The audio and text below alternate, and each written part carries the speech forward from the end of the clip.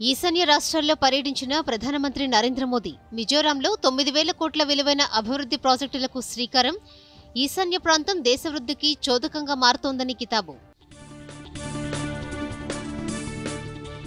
కృష్ణా జలాల్లో రాష్ట్ర ప్రయోజనాలే ముఖ్యమన్న మంత్రి ఉత్తమ్ కుమార్. న్యాయంగా రావాల్సిన నీటి వాటాను సాధిస్తామని స్పష్టీకరణ.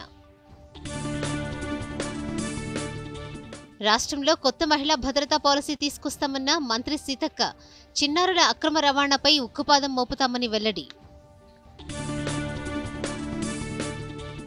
నల్లబెల్లం తయారీ విక్రయాలపై ప్రత్యేక దృష్టి సారించాలని మంత్రి జూపల్లి ఆదేశం.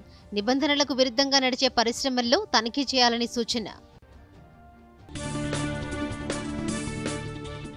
రాష్ట్ర వ్యాప్తంగా మెగా లోక్ అదాలత్కు విశేష స్పందన. రాజీతో పలు కుటుంబ ఆస్తి తగాదాలు, సివిల్ కేసులకు పరిష్కారం.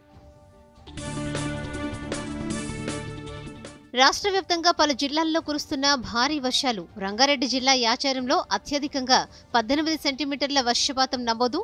పలు జిల్లాలకు ఆరెంజ్ అలర్ట్ జారీ.